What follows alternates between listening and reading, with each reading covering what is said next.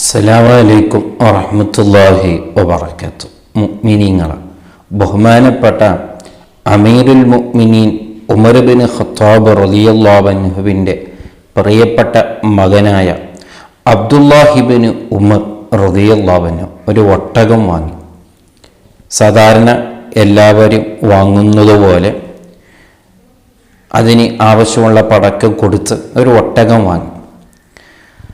അങ്ങനെ ബഹുമാനപ്പെട്ട അബ്ദുല്ലാഹിബിന് ഉമർ ആ നാട്ടിലുള്ള എല്ലാ ഒട്ടകങ്ങൾ മേയുന്ന സ്ഥലത്ത് ഇതിനെയും മേയാൻ വിട്ടു.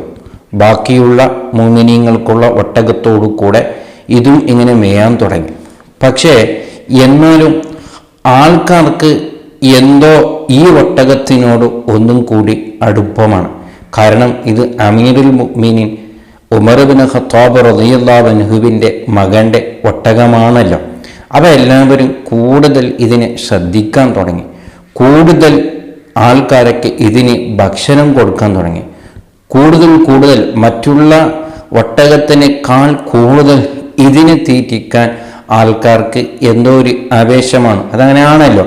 അത് നമ്മുടെ അമീറുൽ മുഅ്മിനീൻ അവിടുത്തെ മകൻ്റെ ഒട്ടകമാണെന്ന് കരുതി എല്ലാവരും അതിനെ കൂടുതൽ തീറ്റിക്കാൻ തുടങ്ങി.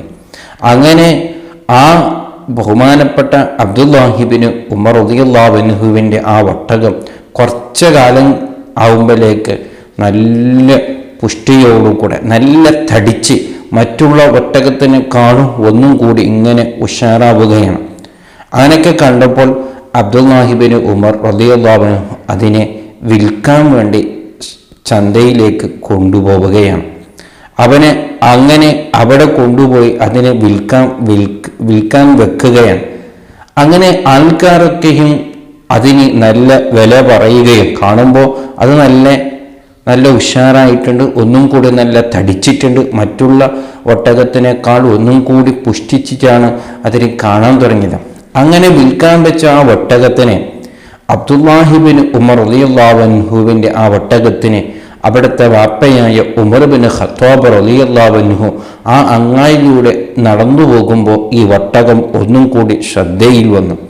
അപ്പോൾ ചോദിച്ചു, ഇത് ആരുടെ ഒട്ടകമാണ്? വ്യത്യസ്തമായ രീതിയിലുള്ള ഒരു ഒട്ടകമാണല്ലോ, കാണാനൊക്കെ നല്ല തടിച്ചിട്ടൊക്കെ ഉണ്ടല്ലോ. അപ്പോഴാണ് പറഞ്ഞു, നിങ്ങളുടെ മകൻ അബ്ദുല്ലാഹ് റളിയല്ലാഹു അൻഹു എന്നിവർക്കുള്ള ഒട്ടകമാണെന്ന് പറഞ്ഞപ്പോൾ തൻ്റെ മകനെ അവിടെ നിന്ന് വിചാരണ ചെയ്തു.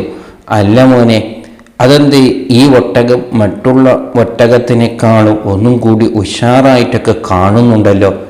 നോക്കണം, തൻ്റെ മക്കൾക്കുള്ള സ്വത്തുക്കളെ എത്രമാത്രം സൂക്ഷിച്ച് അവിടെ നിന്ന് കൈകാര്യം ചെയ്യുകയാണ്. അതാണ് ബാപ്പ എന്നുള്ളത്. ഒരു ബാപ്പയുടെ റോള് എന്താണ്, ഒരു ബാപ്പയുടെ ബാധ്യത എന്താണെന്ന് അവിടെ നിന്ന് പഠിപ്പിക്കുകയാണ്. തൻ്റെ മകനെ എല്ലാ രീതിയിലും അവിടെ നിന്ന് വിചാരണ ചെയ്യുന്നു. അപ്പോൾ അവിടെ നിന്ന് തുറന്ന് തൻ്റെ മകൻ പറഞ്ഞു, വാപ്പ, ഞാൻ സാധാരണ വില കൊടുത്ത് ഒരു ഒട്ടകം വാങ്ങിയതാണ്. ഞാൻ എല്ലാ ഒട്ടകങ്ങളും മെയ്യുന്ന സ്ഥലത്ത് ഇതിനെയും വിട്ടു. പക്ഷേ അവിടെ നിന്ന് ആൾക്കാർ ഇതിനെ ബഹുമാനിക്കാനും ഗൗരവിക്കാനും ഇതിനെ ഒന്നും കൂടി തീറ്റിക്കാൻ തുടങ്ങി. അങ്ങനെയാണ് ഇത് ഇങ്ങനെ ആയിട്ടുള്ളത് എന്ന് പറഞ്ഞപ്പോൾ അവിടെ നിന്ന് അബ്ദുല്ലാഹിബിൻ ഉമർ റളിയല്ലാഹു അൻഹുവിനെ നോക്കിക്കൊണ്ട് ബഹുമാനപ്പെട്ട ഉമർ ബിൻ ഖത്താബ് റളിയല്ലാഹു അൻഹു പറയാൻ, എനിക്കെന്തോ അതത്ര ശരിയായി കാണുന്നില്ല. ആൾക്കാരൊക്കെ ഇങ്ങനെ നോക്കിയതിൻ്റെ പേരിലാണല്ലോ, അപ്പോൾ ആൾക്കാർ നോക്കിയിട്ടാണല്ലോ നിന്റെ ഒട്ടകം ഇത്ര ഉഷാറായിട്ടുള്ളത്.